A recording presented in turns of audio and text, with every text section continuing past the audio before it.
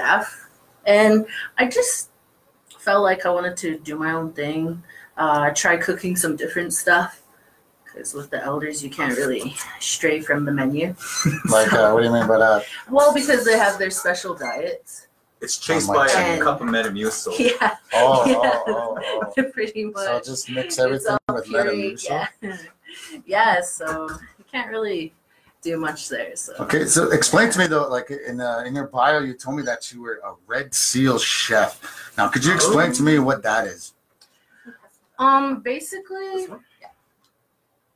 it's one of the top certifications for a cook in Canada. Oh, really? Yeah, and is it like in karate when you got a black belt and a yellow belt? Yeah, it's the same thing. Okay. Yeah, okay, I'm a Miyagi kind of.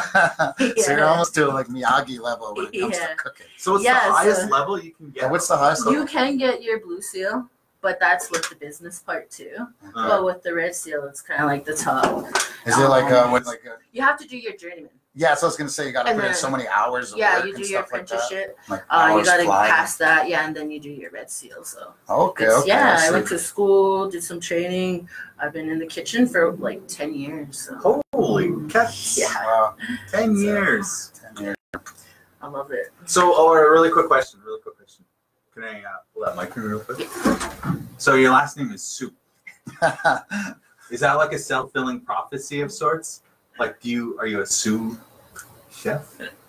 It's actually pretty crazy. I'm glad you asked that because it's just, I don't know, just the irony with that. Me being a cook and my last name. So they get to call you Chef Soup? Yeah, a lot of people when I was in school, they're like, they found out my last name and they're like, really? Your last name's Soup? It's like, yeah, no lie. That's cool. It's like when dentists are named Dr. Payne. Like, oh, crap. I got to go see my dentist. Who's that? Dr. Payne. All right. So the reason why we got you in here was we wanted to talk a little. We wanted to get a little bit serious about food today. We want to talk food, right? But what drew my attention to your accomplishments was this little thing called Red Chef Revival. Now, you guys can look it up out there. It's actually it's a show that's going to be starting. It's a TV series that's yet to be picked up.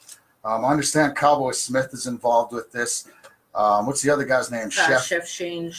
You're going to have to explain to me who these guys are. But Rich Francis. Now, Rich Francis, I think I got him on Wikipedia here.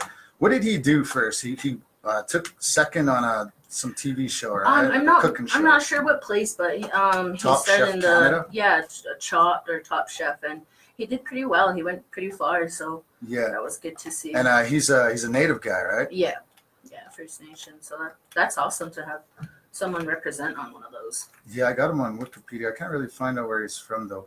But yeah, he was on season 4. That was on the Food Network, Top Chef Canada. Yeah. The winner that year was Rene Rodriguez, but he did pretty good that year, right? Yeah, and he did.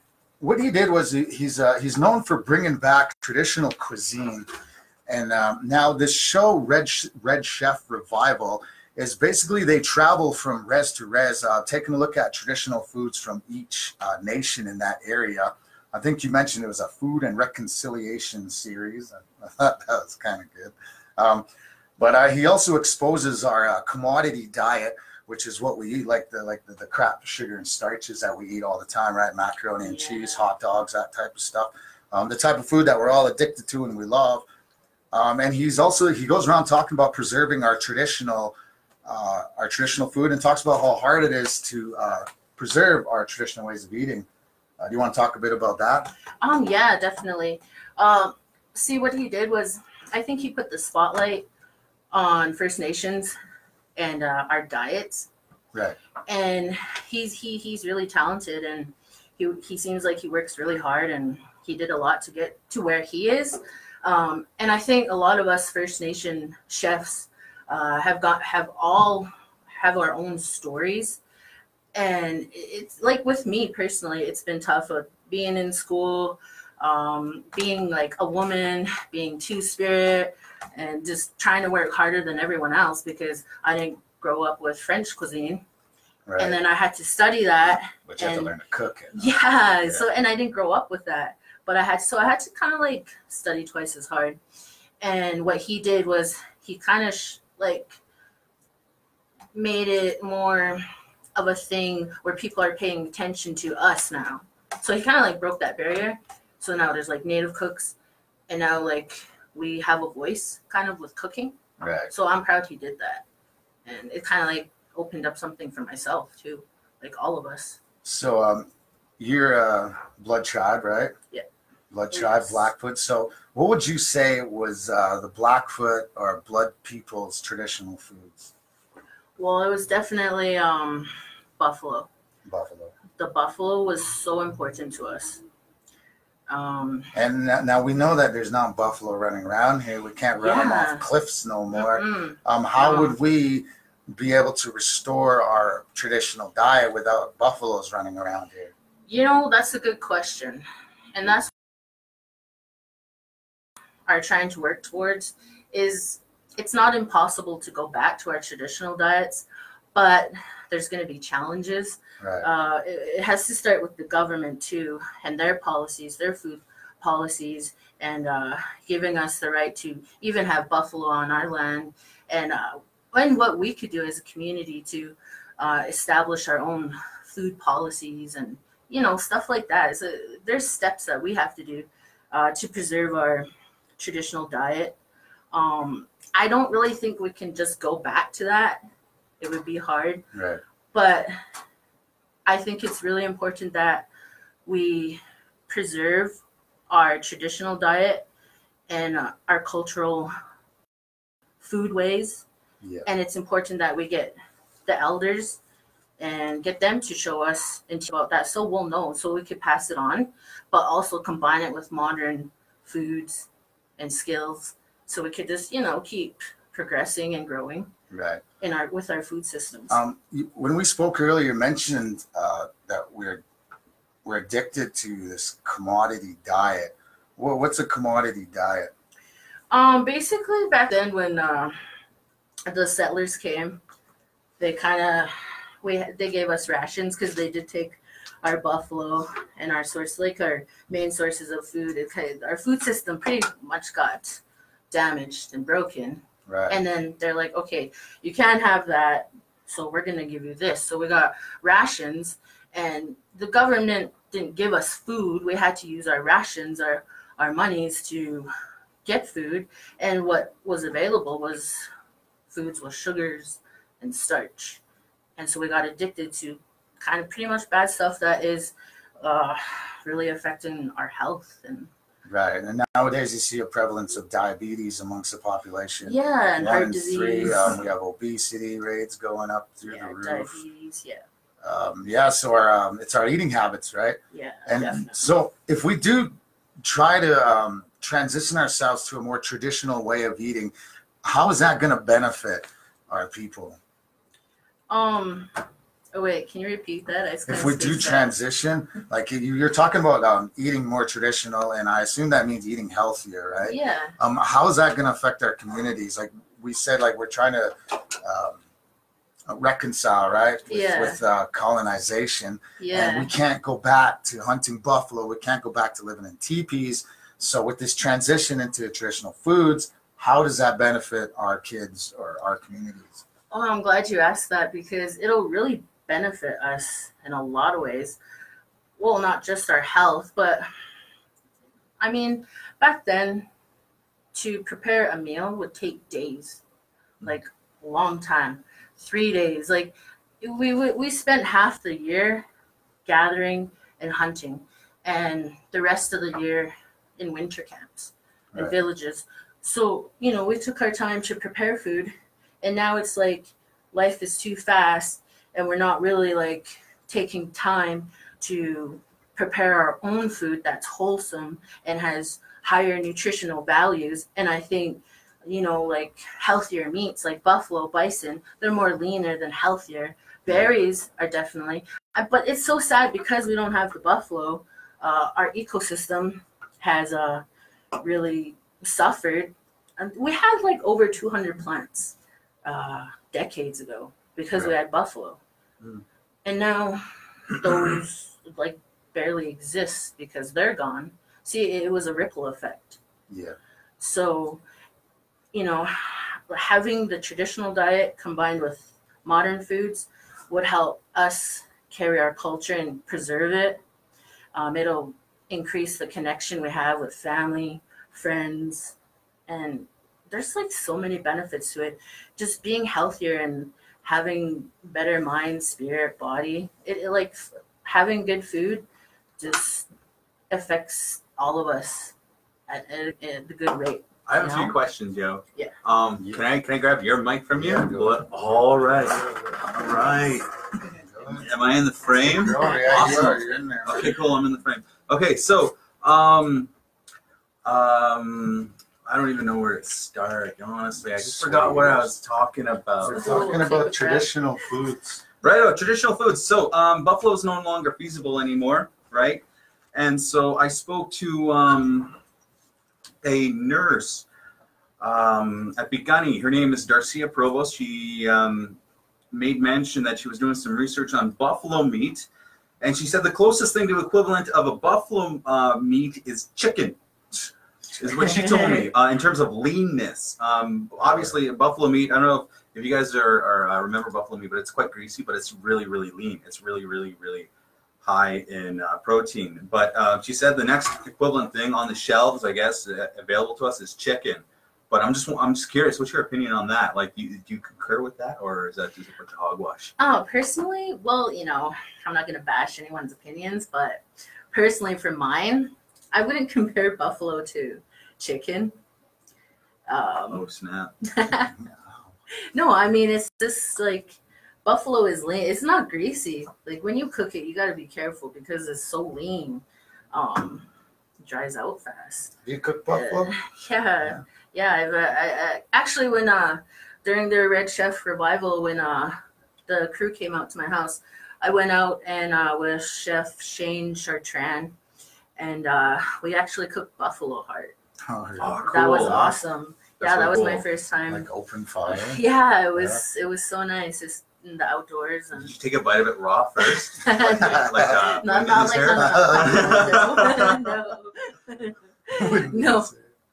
no, but I don't know. I couldn't compare them, but like in that like health wise, I guess I can see what she's like trying to say is they're both lean. Yeah. Well, the main reason why is because of the high cholesterol associated with red meat is the main thing. And so we're talking about hypertension, we're talking about diabetes, we're talking about all of these health issues that are plaguing First Nations communities, and we're just talking about different feasible options that people can do. Oh, and, yeah. And so, I see that. yeah, you know, and then we also talked about how you have this introductory of Western diet into First Nations people who have not had bread, who have not had processed sugar, who have not had sodium. All of a sudden, 2-3 generations, boom, you're fully immersed in this diet, and then that's why you have so many people overweight with diabetes and just plagued with health issues. And so we're just kind of talking like a big, general, broad topic of overall First Nations health, and that was just one of the things that came up that we talked about. And so that I just thought I'd bring that up. Yeah, and I can see what she meant about red meats because most of our red meat is cow, and of course that stuff is, you know, in high doses. That's bad for you. I can see where she's coming. And I think leaner meats would definitely be chicken and poultry, turkey. Turkey. Yeah, I would stick to that. Make you sleep. Yeah. And you can. You guys ever have turkey? Oh, I got a turkey dinner. You just get tired. Turkey sweat. Turkey sweat. Too much turkey. You start sweating. Real greasy. No, you're supposed to it's not sweating. No, but I think I get what she means. Like when I cooked for the elders too, I learned a lot. They're really like their meat and potatoes, you know? Yeah. You don't, when I first got there, I was cooking fancy. And I put it in front of them, and they're like, what's that? You know, I make little salads, and they're like, we're not rabbits. So I'm like, oh, shit. So they like their meat and potatoes. And they're carnivores. Yeah. You know, we didn't eat fancy traditionally. We ate our buffalo, our berries, our random root vegetables like prairie turnips, wild onions, stuff like that. We used a lot of flowers for medicine and herbs and for teas. Mint tea's the best. It's like for everything. It's so good. But we never had breads. We never had sugars. And when with that commodity diet, when it came, that's a lot of what it was. FYI, Thursday was a ration day. Nice. So today is ration day. Oh, yeah. Oh, gee. Yeah. Jokes, I don't know. I Ration just day. made that up, but I know there is a ration day. Yeah, like that. Like I think it's Thursday or it's Wednesday. Wednesday. Is it Wednesday? Okay, might I might be be. lying. I might be just. It's okay, we should Yes, look that up. But yeah, so that commodity diet, it's like with our grandparents, and I grew up with it. A lot of boxed stuff and canned stuff. Chips. Yeah. Pop. Holy. Oh, pop's so bad. But nowadays we're kind of fortunate because now we have other foods that are available, like fruits. A lot of fruits and vegetables we can never get, but now we can, and so we could combine that and just move forward with it. But we got to remember our traditional ways always. Righto. Well, if you think about it, you go back 4, 5, 6 generations. Our ancestors still lived off the land, and we're here full on bread, potatoes, sugar, everything. So I feel like our body is more evolutionized, or is that the right word? I don't know. It's more adapted to it. We're immune You to. think so? After I 2 or 3 like- generations? I feel like after X amount of generations, we're like more adapted to like absorb more sugar than regular schmo. Right now we're like a baby, kind of like a generation to sugars, alcohols. Yes. Down the road, we're gonna be used to it. We'll be couch But I potatoes hope and not get fat. Yeah, I hope not either. But it's sad to say that we will be immune to sugars. And we could, Yeah, because there's like so many. Forgive the expression. There's so many white folks out there who can eat such crap and not gain any weight. right? And I feel like I'm it. trying really hard over here, and I fluctuate 10 pounds in a day. You know what I'm saying? I'm just kidding. Yeah, I know. But I feel like if I eat like bread, I get bloated. Yeah, same. Oh yeah, I stay away I'm from bread. lactose intolerant. I had a friend tell me that's the most native thing about me. Yeah, is I'm we lactose. never had dairy. So Yeah. did you know we're the only species that drink milk after our infant years? Like we're not. Yeah. Oh. We're the only I see ones. what you mean. And it's kind of weird when you think about it. Kinda It's stupid. Like, yeah. I'm just kidding. I only say that because I Stupid. can't have it. So animals. I'm on that It's wagon. okay, I'm you're start not alone. dissing it just because I'm lactose. No, it's okay. Yeah, pretty wicked farts. Pretty rank. All right, and then with that, Take that, Mike. that is Tuck's cue right there. So I just want to thank That's my Nikki for cue. coming out. I want to thank Nikki for coming out today. That's a lot of good information. I wish we could talk a little bit more about that. But yeah, for real, no one really talks about the colonization of our diet these days. Before we go, Nikki, any last words you want to shout out to the folks out there? There's actually just few things, I really hope that people from our community can listen to this, hopefully pass it on. And food knowledge is always good knowledge for us, and Right. we just really need to support our community in building a better food system for us. So, and that's what I'm here for. Like, I want to shine light on that, and I'm happy that I'm here to have a voice and talk about it.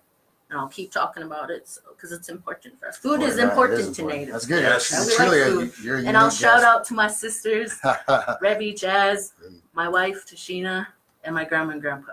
Yeah, I think they're listening. Throw up your gang signs.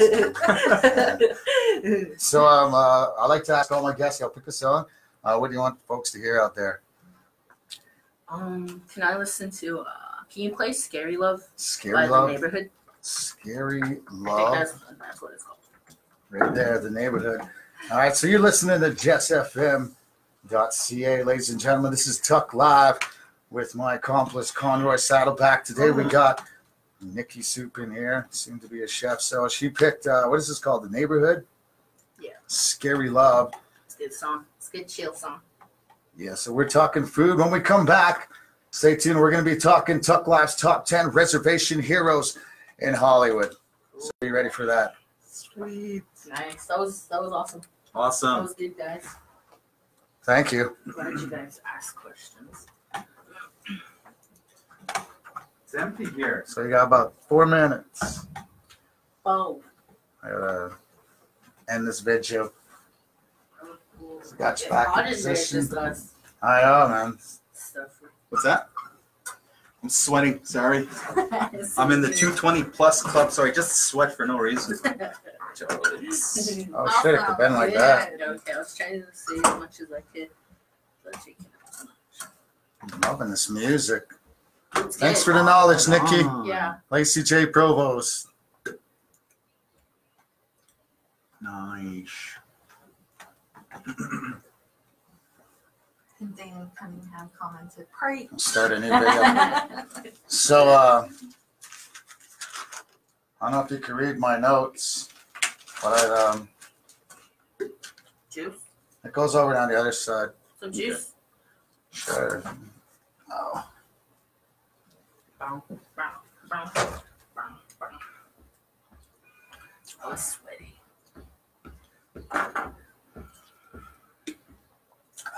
Juice.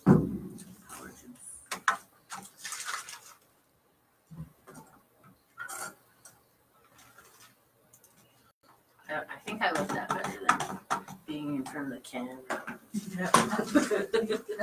Had quite a few people joining in on the conversation. Really? Nice. Just a few. Where do you work, Nikki? Actually right now I'm just like starting my own business. Oh. I actually came in for KBE not long ago. Really? How long ago? A couple weeks ago. Really? More like a few. I did breakfast and lunch. Really? Yeah. Awesome. I may have stolen one of your breakfasts or lunch and Maybe. hoarded them in my studio. I have a studio in the basement, and it's like kind of in the corner, hey? Cool. And we ordered like 50